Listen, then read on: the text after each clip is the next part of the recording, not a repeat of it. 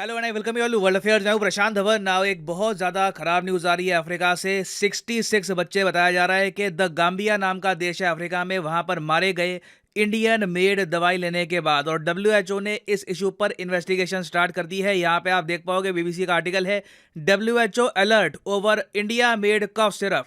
खांसी की दवाई जो भारत में बनी थी, मोर स्पेसिफिकली हरियाणा में बनी थी, ये एक्सपोर्ट करी गई द गाम्बिया देश में, अफ्रीका में। ये दवाई बहुत बच्चों ने ली और 66 बच्चों की जो मौत है वो डायरेक्टली इस दवाई से लिंक करके बता रहा है डब्ल्यूएचओ।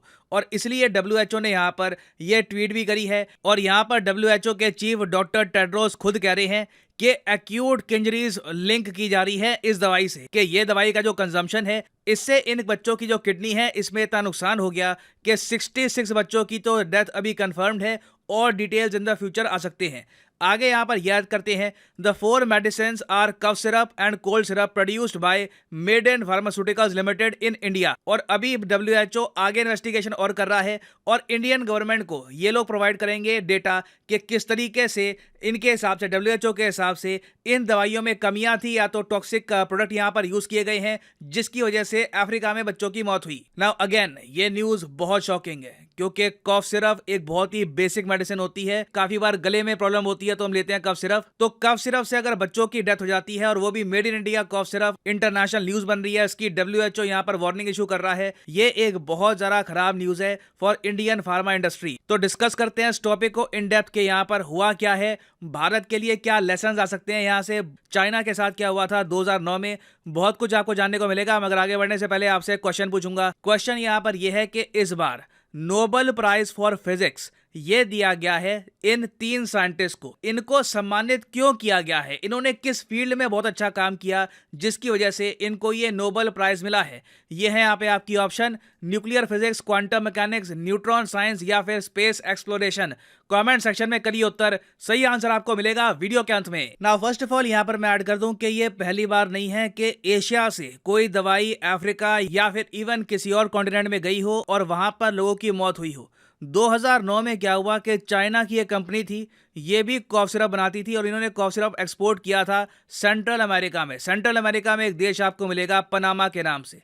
यहाँ पे इन्होंने दवाई एक्सपोर्ट करी और made in China cough syrup पीकर कई लोग यहाँ पर मारे गए। टोटल बताया जाता है कि 100 लोगों की तो यहाँ पर डेथ कंफर्म हो गई थी। और इसके बाद देखा गया कि मेड इन चाइना दवाइयाँ बेसिकली सेंट्रल अमेरिका में बहुत कम लोगों ने यूज करनी स्टार्ट कर दी। लोगों ने ज्यादातर शिफ्ट कर लिया मेड इन इंडिया मेडिसिन पर। और पिछले 10 सालों में आप अगर देखो तो मेड इन इंडिया फार्मा का एक ड्रीम गोल्डन एरा चला है। यहां पर आप देख पाओगे, ट्वीट है पीयूष गोयल साहब की, ये कह रहे हैं कि India's booming drugs and pharmaceutical exports more than double in 2021-22 compare to 2013-14। 2013-14 के आसपास हमारे टोटल ड्रग्स के एक्सपोर्ट, मतलब दवाइयों के एक्सपोर्ट्स दुनिया भर में थे करीब 90,000 करोड़ के आसपास। यहां पर हमको जंप दिखा है 103% का और अब हम एक्सपोर्ट कर रहे हैं 1,83,422 करोड़ रुपीस की मेडिसिन दुनिया भर में। और इसलिए भारत को कहा जा रहा है फार्मेसी ऑफ द वर्ल्ड। दुनिया में कहीं भी आप चली जाइए, मेड इन इंडिया दवाई आपको मिल ही जाएगी। अच्छा, वैसे अगर हम बात करें मार्केट वाइज के, जो हम इतना एक्सपोर्ट कर रहे हैं बिलियंस ऑफ डॉलर्स का,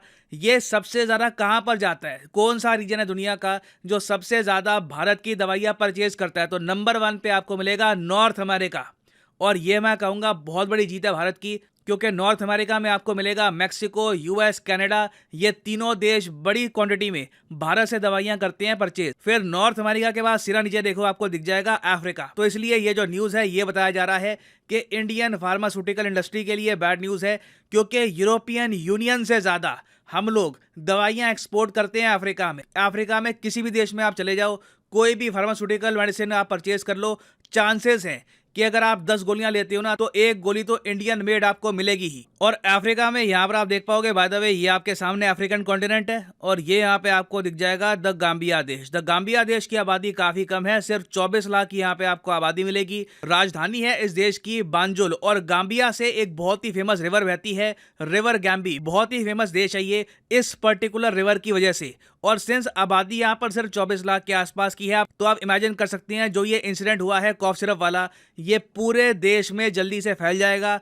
और ये लोग भी डेफिनेटली ये इशू रेस करेंगे इंडिया के साथ। नाउ हालांकि यहाँ पर मैं ऐड कर दूं कि भारत सरकार की तरफ से एक मैसेज गया डब्ल्यूएचओ को कि आप थोड़ा और हमको डिटेल में बताओ कि गाम्बिया में जो बच्चों की मौत हुई है हम उनको डायरेक्टली कैसे लिंक कर सकते हैं कॉफ सिरप से, ताकि और हमारे पास इंफॉर्मेशन आए, उसी के हिसाब से इंडिया में जो कंपनीज हैं उन पर हम एक्शन लेंगे। तो ये डिटेल्स अभी आने बाकी है, मगर यहाँ पे एक बात क्लियर हो जाती है कि इंडिया को क्वालिटी के मामले में, क्वालिटी कंट्रोल के मामले में एक बड़ा स्टेप लेना होगा, नहीं तो जो भी हमने तरक्की करी है फार्मास्यूटिकल एक्सपोर्ट्स को लेकर, ये तरक्की इरेज भी हो सकती है ना। अब यहाँ पर आप लोग पूछोगे कि ठीक है, अभी के लिए जो इंसिडेंट हुआ है बहुत सैड है, मगर फ्यूचर में ऐसे इंसिडेंट्स ना हो, ये रोकने के लिए हम क्या कर सकते हैं। देखिए, मेरे हिसाब से टाइम आ चुका है कि भारत को चाहिए खुद का एफडीए।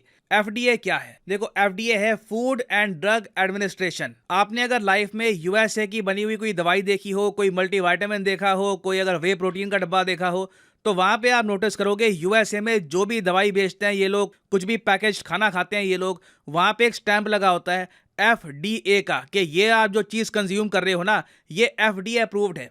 और नीति आयोग से लेकर भारत में कई एक्सपर्ट्स ने काफी बार कहा है कि जिस तरीके से यूएसए में एफडीए है ना, वैसे ही भारत को भी एक अम्ब्रेला कंपनी बनानी होगी जो क्वालिटी कंट्रोल पर बहुत ज़्यादा फोकस करेगी, इंश्योर करेगी कि टॉक्सिक मटेरियल कहीं भी इस्तेमाल ना किए जाएं प्रॉफिट के नाम पर। तो नीड ये है कि भारत में जो वेरियस एजेंसीज हैं, जैसे कि central drugs standard control organisation CD, CSO, उसके अलावा एफएसएसएआई, उसके अलावा एमडीए, इन सबको हम एक सिंगल एजेंसी के अंडर लेके आएं और उसका नाम रखें, जो भी हो सकता है आईएफडीए, या फिर कुछ और नाम हमको रखना है वो भी रख सकते हैं।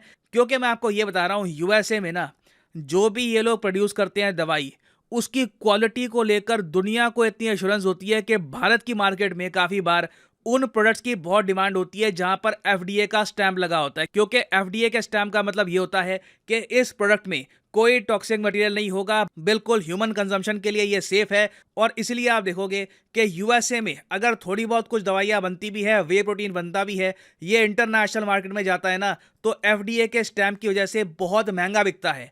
तो आप कह लीजिए यूएसए ने क्वालिटी को एक ब्रांड बना दिया है कि अगर आप मेड इन यूएसए परचेज करते हो तो बाय डिफॉल्ट आपको एफडीए का स्टैंप मिलेगा। तो मतलब आप जो भी परचेज कर रहे हो इट इज 100% सेफ। तो अगर इंडिया को लॉन्ग टर्म में चाइना से compete करना है फार्मास्यूटिकल इंडस्ट्री के मामले में, क्योंकि अभी देखो दुनिया भर में दवाइयां एक्सपोर्ट करने के मामले में हम लोग चाइना से आगे हैं, मगर चाइना ऑब्वियसली ये चाहता है कि इस सेक्टर में भी इंडिया को ये लोग बीट कर दें।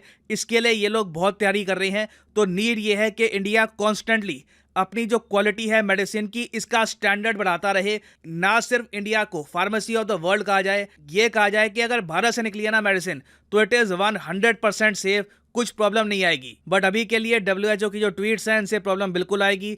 लोग इन द फ्यूचर अफ्रीका में थोड़ा बहुत अवॉइड करेंगे शायद इंडियन मेड मेडिसिन। और ये भारत के लिए भी काफ़ी बड़ा क्वेश्चन है कि कल को ऐसा इंसिडेंट हमारे यहाँ भी ना हो जाए, क्योंकि ऑब्वियसली बात है जो ये दवाइयाँ एक्सपोर्ट हो रही होंगी, कोई बड़ी बात नहीं है कि इंडिया में भी हम लोग कंज्यूम कर रहे हो काफ़ी बार। तो उम्मीद मेरी यही है कि इस इंसिडेंट के बाद हम लोग एक लेसन लेंगे इससे और फ्यूचर में इंप्रूवमेंट की ही कोशिश करेंगे। नाउ फाइनली वापस आते हैं अपने क्वेश्चन की तरफ कि नोबेल प्राइज फॉर फिजिक्स 2022 ये किस कैटेगरी के लिए दिया गया है साइंटिस्ट को। तो सही उत्तर यहाँ पे है ऑप्शन बी, क्वांटम मैकेनिक्स के लिए मिला है इस बार नोबेल प्राइज फॉर फिजिक्स। यहाँ पे आप देख पाओगे pioneering quantum physicist win Nobel prize in physics. और इन तीन साइंटिस्ट ने बेसिकली आज के समय जो हम समझते हैं क्वांटम मैकेनिक्स के बारे में, उसकी नींव रखी थी, इसीलिए इनको ये अवार्ड दिया गया है। फाइनली यहाँ पर मैं ये भी ऐड कर दूं कि लाइफ में अगर आप एक बार प्रॉपरली यूपीएससी एग्जाम की तैयारी करना चाहते हैं जेन्युइन तरीके से, तो आप अनअकैडमी का स्पेशल कॉम्बो पैकेज परचेज कर सकते हैं। कमेंट सेक्शन में जाइए, यहाँ पे आपको मिलेगा लिंक इस कॉम्बो पैकेज का।